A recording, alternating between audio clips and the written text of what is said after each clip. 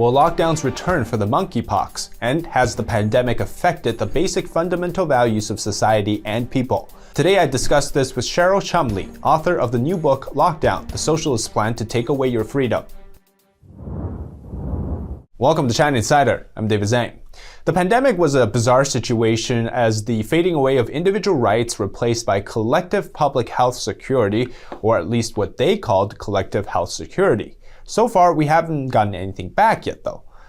It's natural when socialist or communist planners take over. That often means that what you gave up voluntarily won't be returned to you. Just look at China. When the people chose the communists didn't stop to just take the farmlands and the rich people. It caused everybody to panic because it came for everyone. So the question of whether a lockdown-style public health crackdown will come back is on people's mind. Not helping that monkeypox seems to be the next big thing. Freedom is a precious thing, especially if the definition of freedom keeps changing. Yesterday, they told us that free speech is no longer democratic. If Elon Musk buys Twitter, tomorrow they might say that vaccine mandates are the real liberties. Or maybe they already have. Since when does the public health people become the overlord of the people who put them into power in the first place? Well, people soon realize that most people in power just simply use the goodwill of the people to get to that position of power and then kick them away. And there hasn't been any more, perhaps, apparent than the COVID lockdowns in the recent years, and now potentially a monkeypox lockdown could return. Joining me today is Cheryl Chumley, author of the new book, Lockdown, The Socialist Plan to Take Away Your Freedom. She is also the online opinion editor of the Washington Times. We discuss her book, Ideas Around the Lockdown, the fear-mongering aspect of the pandemic, and what else the socialists have in store. Cheryl Chumley, thank you so much for joining us on China Insider. Thank you for having me. It's great to be with you. Cheryl, you actually wrote a piece about the monkeypox recently. Now, we know that that might be the next big thing, like COVID. Do you expect lockdowns to come back for that type of stuff? I do. Short answer, yes. And honestly, if you watched as we moved from the coronavirus to the various variants, and now here we are with the media drumming up fear and hysteria about the monkeypox, it seems to be leading that way. And that's not just me taking a guess. It's some of these health bureaucrats that favored lockdowns in the beginning 2+ years ago who are saying the same. And as you're aware, there are some places in the world who have actually already locked down over the monkeypox, even though there's maybe less than 100 cases recorded worldwide, but here we are again. Have we been conditioned to not necessarily just with the lockdowns, but with anything now considered quote-unquote a crisis, that people have to look at the so-called public health authorities for what they say other than trust their own instincts or intuitions? That is a very insightful question, and it is one of the biggest things that I warn about over the last 2 years of the coronavirus. It wasn't just the lockdowns that were the threat to liberties, right? It was the conditioning of American citizens in particular to move from a mindset where our rights come from God based on individual rights and moving into more a realm of collectivism where we care more about other people and other people's perceptions than we do our own critical thinking and our own self-determinations. So the biggest fear here, the biggest worry, concern, however you want to term it, is the idea that American citizens have turned that corner on thinking for themselves and now rely and wait for government to tell them what to do, and they obey without even questioning. In the book, I think very early on, you mentioned that people moved away from listening to God, and now they're listening to doctors. And my impressions of what you said there is, to paraphrase, is that the public health officials have now played the role of religion or of God, and they've decided to become the spiritual leaders that you actually listen to. The question is, when we consider the fact that diseases and crises, like say the baby formula shortages, most Americans can't predict them, right? So how do you explain the fear that people have? We have to keep freedom first, right? No matter what comes down in America, no matter what comes as the next threat, whether it's a military threat or it's a threat of another health matter, you have to keep liberty, individual liberty, and as a matter of fact, to be more truthful, liberty that comes from above, a creator, at the forefront of all decisions. You can't just throw up your hands in fear and panic and race down the road toward enslavement to government mandates. And that's what we did for over 2 years. And look where it got us. It didn't really get us any safer. It didn't keep people from dying. It didn't keep people from facing adverse health issues. What it did was steal individual liberties. And we always have to keep liberty first. And that's what was lost during the last couple years. Why did you name your book Lockdown: The Socialist Plan? Well, I mean, you can substitute socialism for collectivism, which is really the bigger idea. You can also say communism, Marxism, progressivism. You can even say the Democrat Party, because the Democrat Party of today is certainly more aligned with communism than it is with American principles. But socialism is basically this slow seepage of Marxism, of communism, or collectivism. And that has been the biggest threat in America for a very long time. We have so much in America that is already socialist in principle, but we're just not calling it socialist. We call it something else. For instance, progressivism or democratic socialism. So the title of the book is based on the idea that in America, like I wrote in my previous book, Socialists Don't Sleep, Christians Must Rise or America Will Fall. The idea that socialism is here, it's kind of the slow rot toward Marxism or communism, but it's essentially one and the same. Political correctness, what's the mainstream idea right now? And now you're seeing a phenomenon, for example, say Elon Musk buying Twitter, him being kicked off, or Tesla being kicked off of the ESG score. So anytime you go against the main narrative or the politically correct narrative, you're bound to get backlashes if, say, an average American reading your book and they understand the ideas. How do you tell them that their rights or their ability to fight, should they be worried that they're personally going to be going through whether the financial repercussions or something like a social repercussion, harm's going to be in their way? Well, maybe. Right? Because that's how the left works. If they don't like you and they can silence you or they can attack you, they will.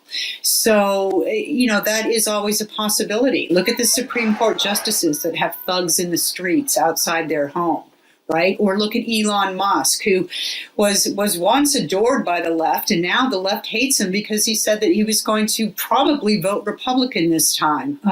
So that's a reality, but it doesn't make the fight any less important to make. As a matter of fact, it makes it more important because it shows the hysteria of those on the left who can't even suffer the idea of other people in the world having differing opinions. So you have to go into it with your eyes wide open and realize that, yes, you are going to come under attack for having certain viewpoints. But then again, if you're a Christian in America, for instance, you already know that. The Bible teaches that if you're going to use the word, Jesus and sling about the J word, that you're going to come under persecution. And that's how it is. The fact is, if you're making a cause for right or a stand for principle, there are those on the evil side of things who will stop at nothing to shut you down. And it should make you more determined because it should show you that you're making the right fight. Talking about an evolution in lockdowns from what we know as the idea first being introduced in China to lock down Wuhan, and then most governments adopted it. Now perhaps more people are aware that the lockdown is a mistake, but after our conversation today, it seems that the lockdown is a concept in its original form, or an evolution of it will continue on. I think you're right on that. I think I agree with that because We just knee-jerked our way into lockdowns for over 2 years. And we continued to do things even when we knew that scientifically speaking, they weren't accomplishing what the medical bureaucrats told us that they would accomplish. Face masking for one, shutting down schools and keeping kids whom we knew early on were not being adversely impacted for the most part by the coronavirus. We continue to do that anyhow. And even now, today, I see people in Northern Virginia, where I live, driving about alone in their vehicles wearing face masks still. So when it comes to the lockdowns, that's just a continuation of some of the things that people are continuing to do on their own these days, even when government isn't forcing them to do it. So there are people out there who know that they're going to have to make this fight sooner or later.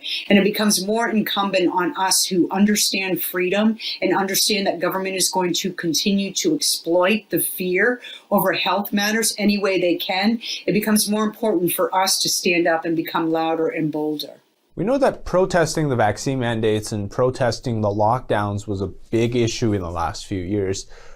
If in the case we say, for example, monkeypox becomes something that's going to cause us to go, this current administration to go again, put us into a lockdown. How do you see the reactions from the American people as that type of things return? I see it split.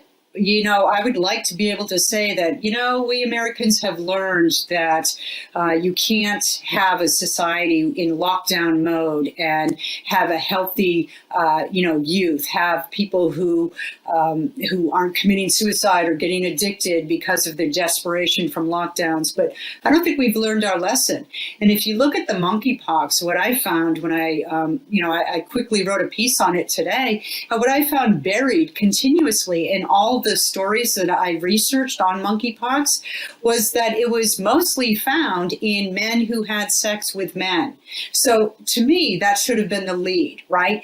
That should have been something that was up early in the story so as to not panic the world who was reading about this new virus, this new monkeypox. But it wasn't. It was buried. And that tells me that they don't want to make a deal out of that, just like they didn't want to make an issue out of the fact that those most at risk from serious health impacts from the coronavirus were the obese. So that's politically incorrect to say, and I'm certain that with monkeypox, it's going to be politically incorrect to point out that this is a disease that is impacting men, mostly who have sex with men. And so I think the panic is going to continue to be used by the left, and I think if Americans had to go through another lockdown, there may be more backlash, but in the end, I still see businesses locking down and schools shutting down, and even, I hate to say this, but even churches closing. How do you explain the fear-mongering aspect you just talked about into the bigger socialist plan or the collective plan?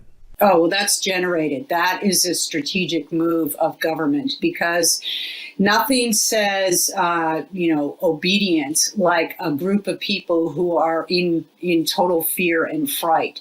When the government is able to create a chaotic situation or exploit a chaotic situation, it means that the people who are in chaos aren't critically thinking, aren't thinking in some respects at all. So that's an ideal situation for a government entity to come in and start acting as if they know the answer, as if they can provide the solution. And that puts in place a system where those who are in fear will blindly obey those who tell them what to do. And so I see that the fear generated through the coronavirus and that the left still wants to continue to exploit, I see that as a very massive, helpful, beneficial tool for the left to bring about socialism/communism/collectivism. And do you see the effects of the lockdown to last forever, or is there a timeline to when we think that this should just stop among the people of the world? That's the question, right? I say it should stop now, but I'm in the minority on that, or people aren't listening to me on that because there's still a lot of fear. the globalists, if you look at the World Economic Forum and what the World Economic Forum's founder, Klaus Schwab, writes on his own World Economic Forum website about the Great Reset, the idea is to take this pandemic and to piggyback it or platform it into something even greater that can reset the entire world's economies and reset the entire world's societies. And so this is the battle right now. Those who love freedom as it comes from a creator, as it's rooted in individualism, versus those who want to use this pandemic and the fear with it to create a big collectivist society. And that's not just hyperbole, that's written, it's out there for anybody who wants to go to weforum.org and read for yourself. The World Health Organization is planning something with the Global Pandemic Treaty. What are your thoughts on the United States government, as well as the ideas that, in general, to start something with the WHO? Yeah, this is huge. Now, Donald Trump reeled back funding for the World Health Organization because he found them too cozy with China, which was true. And now Joe Biden has put America back strongly in funding the World Health Organization. And with it, in April, this administration, Joe Biden's administration, brought forward a resolution that would allow the World Health Organization more leeway in declaring health emergencies around the world. And with that declaration will come all these so-called advisements and recommendations, which, as we've seen the last couple of years, advisements very quickly turn into mandates and orders and dictates. So the worry for American citizens is not only are we going to have to battle our own government's use and abuse of health emergency declarations, but going forward, if this passes, which is up for vote in the coming days, we will have to battle the World Health Organization declaring health emergencies, which in this administration would definitely be rubber stamped. And there's another way that we could head back into lockdown mode. Cheryl Chumley, thank you so much for joining us today. Thank you. And thank you so much for watching today. This is China Insider. I'm David Zhang. We'll see you next time.